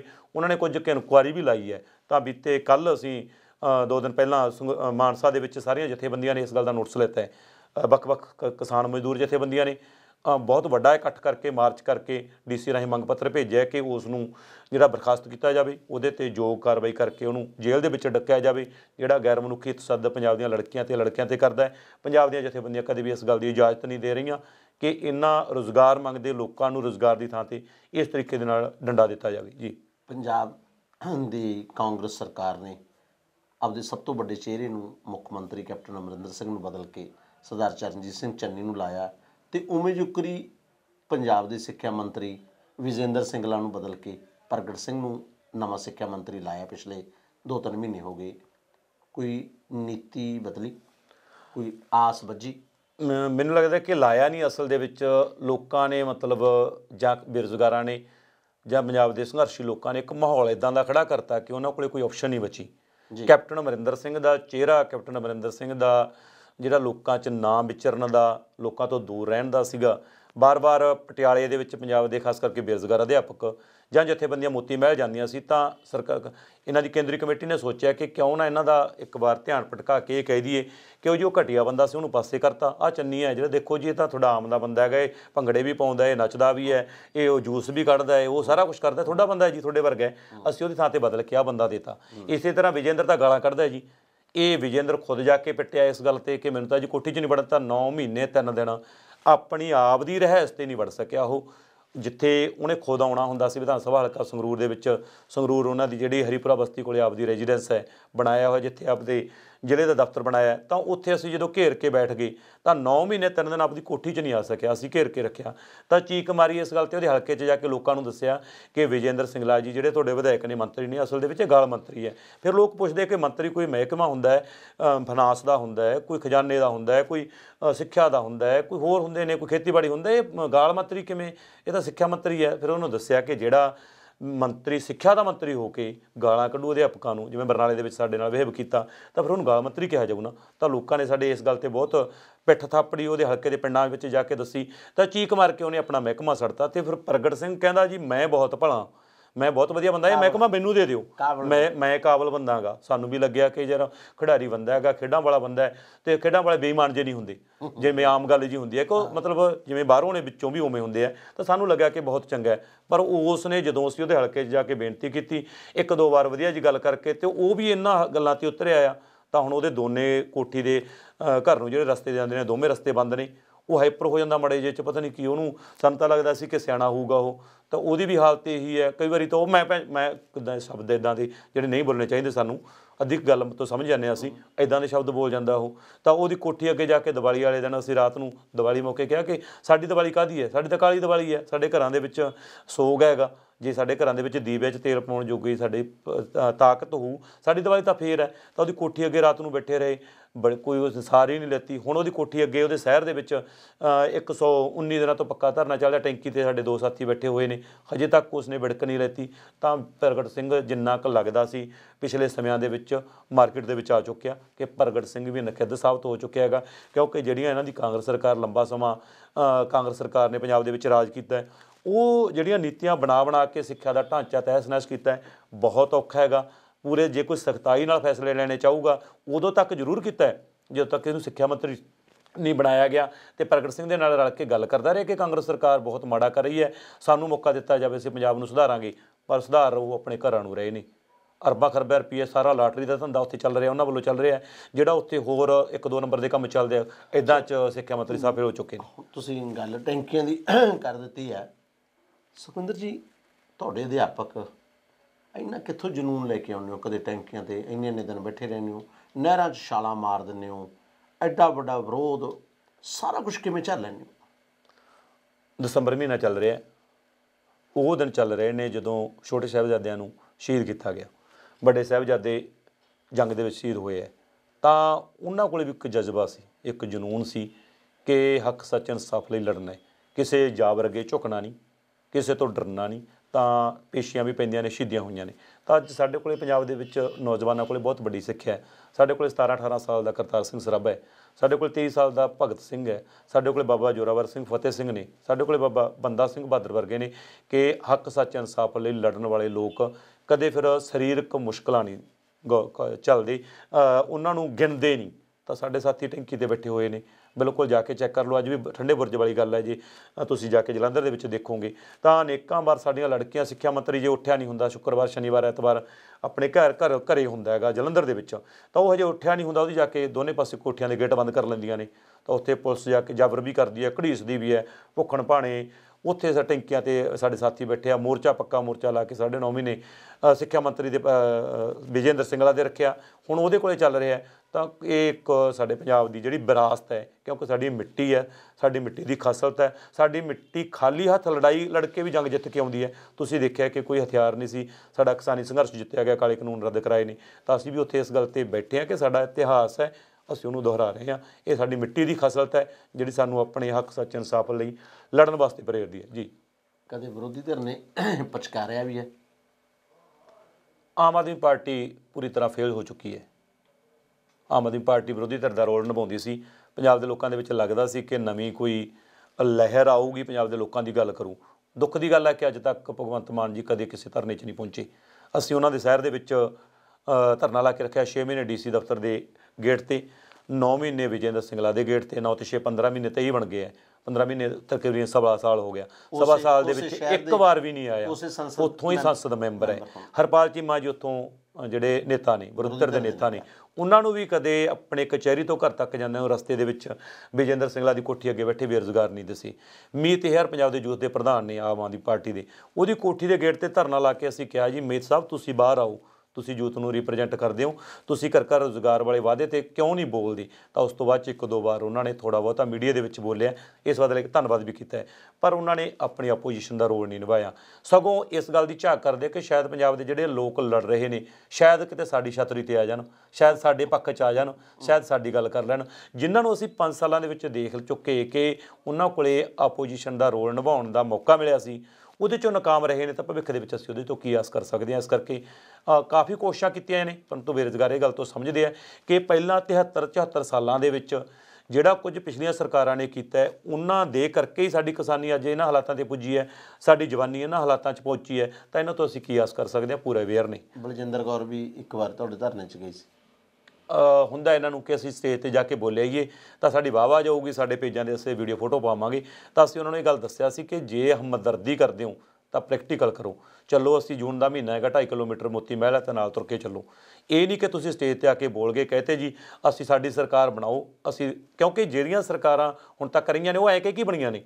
ਜਦੋਂ ਕਾਂਗਰਸ ਦੀ ਸਰਕਾਰ ਆਈ ਹੈ ਉਦੋਂ ਇਹ ਕਿਹਾ ਕਿ ਪਿਛਲੇ 10 ਸਾਲਾਂ ਦੇ ਵਿੱਚ ਤੁਸੀਂ ਸੰਤਾਪ ਝੱਲਿਆ, ਹੁਣ ਮਹਾਰਾਜਾ ਸਾਹਿਬ ਖੂੰਡਾ ਖੜਕਾਉਣਗੇ, ਤੁਸੀਂ ਆਓ ਤੇ ਸਾਡੀ ਕਾਂਗਰਸ ਦੀ ਸਰਕਾਰ ਬਣਾਓ, ਅਸੀਂ ਘਰ ਘਰ ਨੌਕਰੀ ਦੇਵਾਂਗੇ। ਤੇ ਇਸੇ ਝਾਂਸੇ ਦੇ ਵਿੱਚ ਬਹੁਤੇ ਨੌਜਵਾਨ ਆ ਵੀ ਗਏ, ਅਸੀਂ ਇਹ ਗੱਲ ਸਮਝਦੇ ਸੀ। ਤਾਂ ਉਹ ਤੁਸੀਂ ਇਹ ਛਲਾਵਾ ਦੇਣ ਵਾਸਤੇ ਆ ਜਾਂਦੇ ਹੋ, ਐਵੇਂ ਨਹੀਂ ਪ੍ਰੈਕਟੀਕਲੀ ਕੀ ਕਰਦੇ ਹੋ, ਚਲੋ ਸਾਡੇ ਨਾਲ। ਤਾਂ 2-2.5 ਕਿਲੋਮੀਟਰ ਅਸੀਂ ਇਸ ਗੱਲ ਬਾਰੇ ਧੰਨਵਾਦ ਵੀ ਕਰਦੇ ਹਾਂ ਕਿ ਉਹ 2.5 ਕਿਲੋਮੀਟਰ ਸਾਡੇ ਨਾਲ ਵੀ ਚੱਲੇ। ਪੁਲਿਸ ਦਾ ਜਿਹੜਾ ਧੱਕਾ ਮੁੱਕੀ ਉੱਥੇ ਹੋਇਆ, ਕੁਝ ਕੁ ਉਹਨਾਂ ਨੇ ਸਾਡੇ ਨਾਲ ਵੀ ਝੱਲਿਆ, ਇਸ ਗੱਲ ਬਦਲੇ ਅਸੀਂ ਧੰਨਵਾਦ ਵੀ ਕਰਦੇ ਹਾਂ, ਪਰੰਤੂ ਆਪਣਾ ਰੋਲ ਉਹ ਅਦਾ ਨਹੀਂ ਕਰ ਸਕੇ ਅਜੇ ਤੱਕ ਜੀ।